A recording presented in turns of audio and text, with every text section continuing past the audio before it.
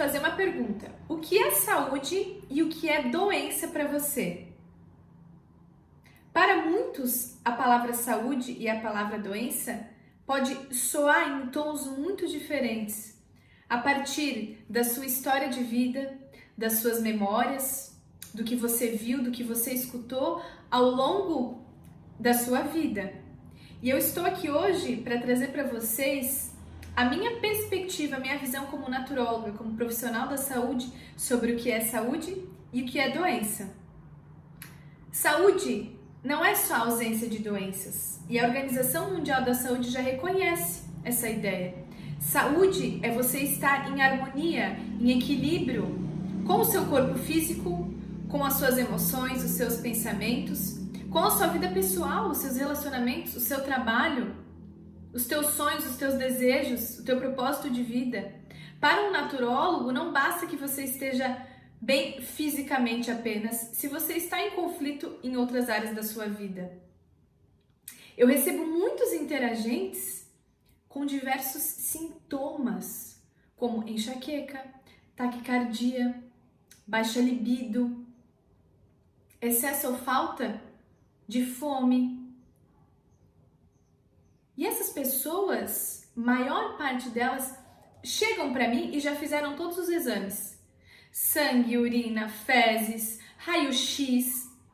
E nada aparece de errado nesses exames. Mas elas continuam com esses sintomas. Grazi, como isso se explica? Em apenas uma palavra: psicossomática. É a somatização de emoções, sentimentos, situações que não foram processadas, digeridas, onde você armazenou e o teu corpo em algum momento precisa liberar e manifestar. Dentro da psicologia, isso é muito abordado. Para vocês entenderem melhor sobre o processo de saúde e doença, eu vou trazer o histórico de alguns modelos que existem. O primeiro deles é o modelo primitivo. O modelo primitivo entendia que o homem e a natureza eram um só. E quando o homem adoecia, era como se ele tivesse sendo desobediente com a natureza, com os deuses. Muitos já devem provavelmente ter visto nos filmes. Era como se você estivesse agindo contra a natureza. Então, o homem e a natureza eram um só, era uma união só. Eles utilizavam muito as plantas, as ervas, a dança, a música, as orações, a conexão espiritual no processo de cura. Depois do modelo primitivo vem o modelo grego, onde começou a surgir as primeiras observações da doença, onde não era associado à natureza. O homem era um e a doença era outra coisa. Eles não estavam 100% vinculados. Foi no modelo grego que começou os conceitos de pesquisa. Um novo olhar sobre as doenças, as disfunções, as patologias. Quando viu uma pandemia, não era porque você estava sendo castigado por ter sido desobediente contra um Deus, mas por algum desequilíbrio que tinha sido causado. E ainda assim, nesse modelo grego, eram feitos os rituais de música, canto, uso de plantas, mas começou a se utilizar mais a razão, digamos assim, o raciocínio. Depois do modelo grego, veio o modelo cartesiano, onde teve grande parte de participação de René Descartes. Provavelmente muitos de vocês já ouviram falar. Onde ele começa a separar o corpo da alma, o corpo do espírito, como se um fosse separado do outro. E muitas pessoas acham que ele desconsiderava a alma, o espírito no corpo. Não é isso. Ele apenas tinha uma visão diferente de uma coisa e de outra coisa, mas ele considerava a interação do espírito, da alma no corpo físico no processo de adoecimento. Então aqui começa uma separação no modelo cartesiano. Depois vem o modelo romântico, onde dentro da medicina surgiu a psiquiatria. O modelo romântico considerava a inter-relação das emoções, dos pensamentos, dos sentimentos no processo de adoecimento, onde entra também um pouco da psicossomática. que eu já vou explicar um pouquinho para vocês. Depois do modelo romântico, vem o modelo biomédico, que é o que a gente mais vê hoje em dia, que é o modelo reducionista, objetivo, materialista, que não considera sempre esses outros aspectos do ser que eu falei, a vida social, o meio ambiente, as emoções, os sentimentos, simplesmente vê o homem como uma máquina. Esse é o modelo biomédico e considera tudo que não é material como não sendo importante, como se fosse algo ilusório, que faz parte da psique humana, como se não fosse real, sendo que sim, de fato é. Muitas pessoas têm várias reações físicas de pânico, e quando a gente vai fazer a medição dos sinais vitais, pressão arterial, temperatura, está tudo normalizado, mas isso não quer dizer que a pessoa não está sentindo. O modelo biomédico é basicamente materialista. Ele olha o problema do estômago como só do estômago, da perna como só da perna, dos olhos como só dos olhos. Diferente do modelo holístico, que é o que eu vou explicar mais à frente. Então vem a psicossomática. O que é a psicossomática? É uma soma de emoções, sentimentos que não foram reconhecidos, que não foram expressados, que não foram compreendidos. Essa soma de tristeza, de frustração, de raiva, de melancolia, ela vai precisar ir para algum lugar, ela precisa se manifestar. E então surgem as doenças, as disfunções. Existem inúmeras pesquisas hoje que trazem essas informações. Graças a neurociências, à neurobiologia, nós conseguimos fazer a conexão de emoções, sentimentos, traumas, memórias com outras funções do corpo. Essas pesquisas já trazem muito resultado. O modelo holístico, o que é holístico? Holístico vem holos, a primeira parte, é todo. Então o modelo holístico ele considera todas as partes, como eu falei no início. Então, quando você tem uma enxaqueca, o que está relacionado com a enxaqueca? O que é a enxaqueca? Temos os conceitos físicos, biológicos, químicos. Mas a enxaqueca dentro da psicossomática pode ser um comportamento de autocobrança, de muita exigência, de você se pressionar demais, se pressionar o tempo inteiro. É preciso que você altere esse comportamento, que você traga para a consciência o que você tem feito com você mesmo que está gerando essa enxaqueca. Ou algum alimento que te faz mal e você não percebe. É um processo de trazer a consciência para essa dor, para essa disfunção, por exemplo. Então, eu trouxe um pouquinho de cada modelo muito brevemente para vocês entenderem sobre saúde e doença e como ela já foi vista de diversas formas e que não existe um certo e um errado.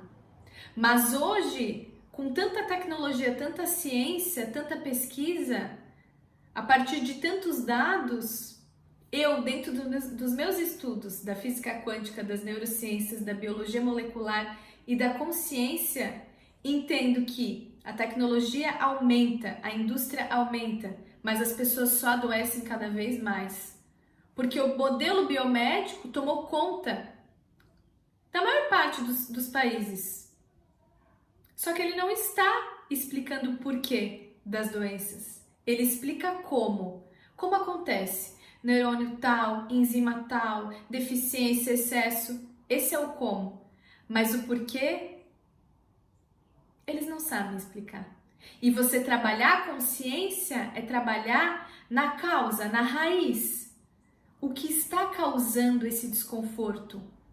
Aonde está? E quando você traz para a consciência e consegue resolver a raiz, você vai sanar o problema e parar de querer tratar só os sintomas. Muitas vezes, só o que você precisa é de tempo. Tempo para aceitar, para perdoar, para compreender. Situações desafiadoras, dificuldades acontecem com a gente o tempo inteiro. Algumas semanas tudo tá leve, tranquilo, outras semanas as coisas estão pesadas, difíceis. Por quê? Porque esse é o ciclo da vida. Momentos estaremos muito bem, outros momentos não. E quando vier as situações desafiadoras, onde você tem conflitos no teu trabalho, nos teus relacionamentos amorosos, onde você sente raiva, onde você não aceita, onde você tem dificuldade de perdoar, eu te digo, dê um tempo para você mesmo. Quando uma pessoa entra em luto, seja pela morte de um ente querido, de um animal de estimação, do término de um relacionamento, da mudança de uma cidade, ela pode levar de 6 meses a anos para viver esse luto. É natural que você leve dias, é natural que você leve semanas, é natural que você leve meses para digerir uma raiva, para conseguir perdoar, para entender qual é a lição dessa situação. Muitas vezes nós estamos no processo de conflito, querendo resolver o quanto antes com pressa, e esquecemos de ser amorosos com nós mesmos. E o que a gente mais precisa é acolher esses sentimentos, essas emoções, essas dúvidas. Porque quanto mais você se cobra e quer jogar fora, eliminar tudo isso que está aqui dentro, mais força tudo isso ganha. Mais triste você fica, com mais raiva, mais impotente você se sente, mais triste, mais melancólico. Pare de se cobrar e ter pressas que as coisas se resolvam. Aceita tudo isso. Acolhe e abraça, nós somos humanos. E estamos aqui para aprender dia a dia.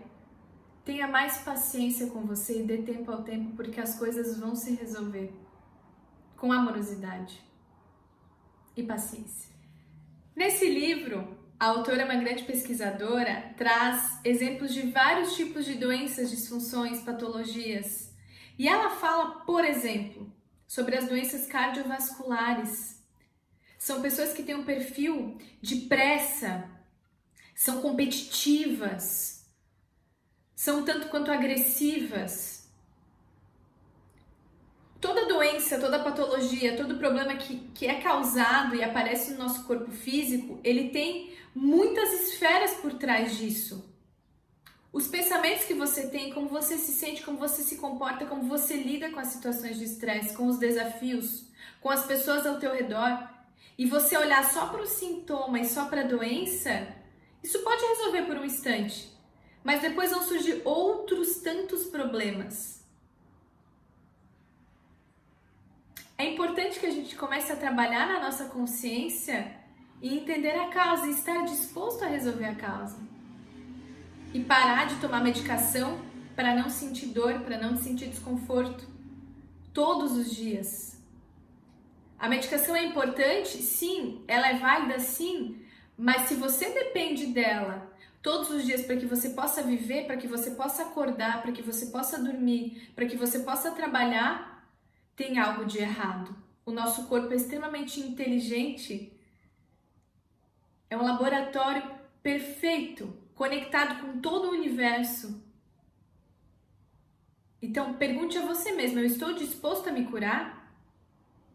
Estar disposto a se curar é um elemento extremamente importante no processo de cura de qualquer doença.